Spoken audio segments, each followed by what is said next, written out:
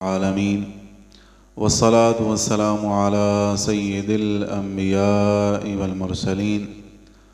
اما بعد فاعوذ باللہ من الشیطان الرجیم بسم اللہ الرحمن الرحیم۔ سورہ آل عمران کی آیت نمبر 189 میں اللہ تبارک و تعالیٰ کا ارشاد ہے وَلِلَّهِ مُلْكُ السَّمَاوَاتِ وَالْأَرْضِ وَاللَّهُ عَلَى كُلِّ شَيْءٍ قَدِيرٌ۔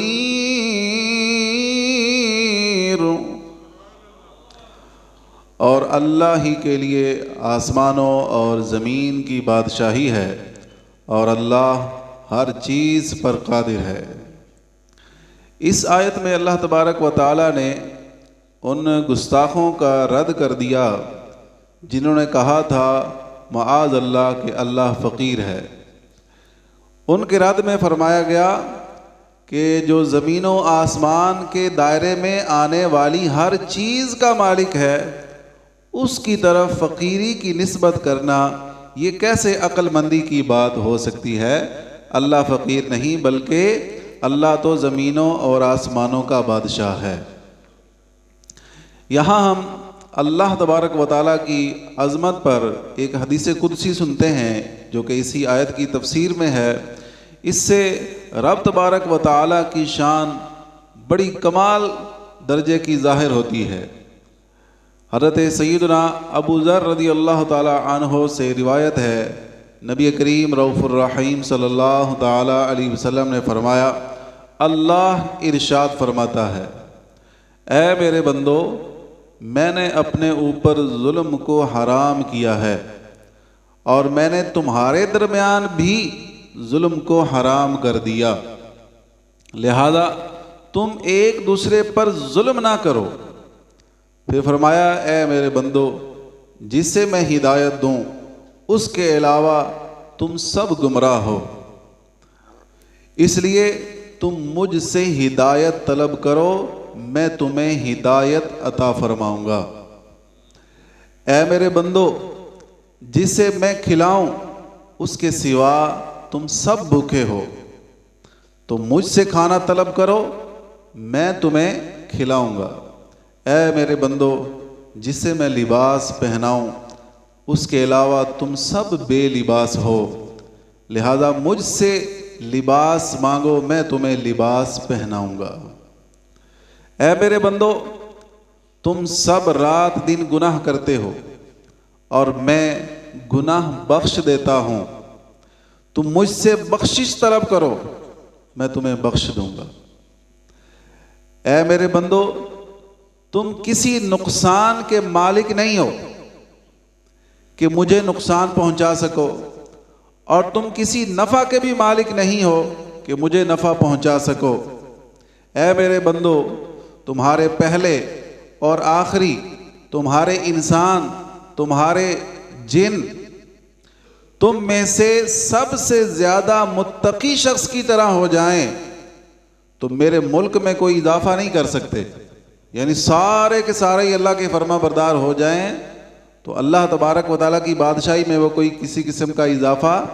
نہیں کر سکتے۔ اور اگر تمہارے پہلے اور آخری، تمہارے جن اور تمہارے انسان اس شخص کی طرح ہو جائیں جو سب سے زیادہ نافرمان اور بدکار ہے تو فرمایا میرے ملک سے کوئی چیز کم نہیں کر سکتے۔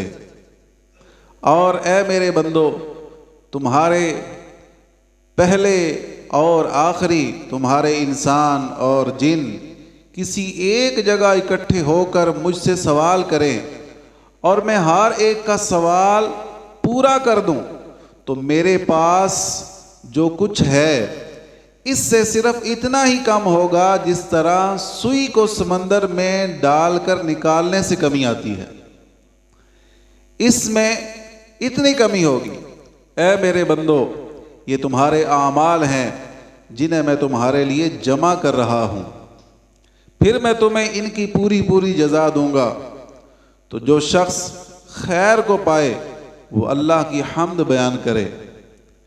اور جس کو خیر کے سوا کوئی چیز جیسے آفت یا مصیبت پہنچے تو وہ اپنے نفس کے علاوہ کسی اور کو ملامت نہ کرے۔ تو اس حدیث قدسی میں اللہ تبارک و تعالیٰ کی کس قدر شان اور اللہ تعالیٰ کی قدرت کو بیان کیا گیا ہے، اور عقل رکھنے والا کسی صورت بھی اس میں رب کائنات کی قدرتوں کا اور اس کے کمالات کا کسی صورت بھی انکار نہیں کر سکتا۔ آج کل ملحد لوگ بہت زیادہ بڑھتے جا رہے ہیں، اور سوشل میڈیا پر وہ اپنی تبلیغ کو بہت زیادہ عام کر رہے ہیں، اور چھوٹے چھوٹے سوال کر کے عام سادہ مسلمانوں کو وہ گمراہ کرنے کی کوشش کر رہے ہیں۔ ہمیں اللہ تبارک و تعالیٰ کی ذات کے بارے میں علم ہونا چاہیے کہ اللہ کے بارے میں ہمارا کیا عقیدہ ہے، اور اللہ تبارک و تعالیٰ کی قدرتوں کی شان کیا ہے، اس کے کمالات کیا ہیں، ہمیں اپنے رب کے بارے میں معلوم ہونا چاہیے۔ اور یقین جانے کہ جب بندہ اپنے رب تبارک و تعالیٰ کے بارے میں اس کی صفات پڑھتا ہے، اس کے کمالات، اس کی شانوں، اس کی عظمتوں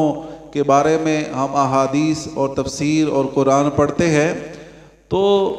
ایک عجب ہی روحانیت کا سماں بن جاتا ہے، ایک لطف و سرور کا سماں بن جاتا ہے۔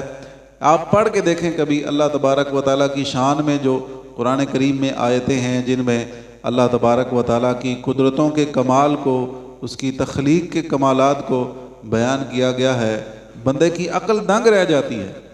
کہ اللہ تبارک و تعالیٰ اتنی بڑی شانوں کا مالک ہے، اور ہمیں مایوسیاں اسی لیے گھیر لیتی ہیں کہ ہم اپنے رب کے بارے میں جانتے ہی نہیں ہیں۔ ہم کسی کے اعتراضات کا اسی لیے شکار ہو جاتے ہیں کہ ہمیں اپنے رب کائنات کی شانوں کا علم ہی نہیں ہے۔ تو اس لیے ہمیں کم از کم اتنا تو کرنا چاہیے کہ ایز اے مسلم ہم اسلام کی بنیادی معلومات جمع کرنے میں کامیاب ہو جائیں، اپنے دل و دماغ میں ان کو جگہ دے دیں اور اس کو حاصل کرنے کی ہم کوشش کریں۔ اللہ تعالی ہمیں عمل کی توفیق عطا فرمائے، آمین بجاہ النبی الامین صلی اللہ علیہ وسلم۔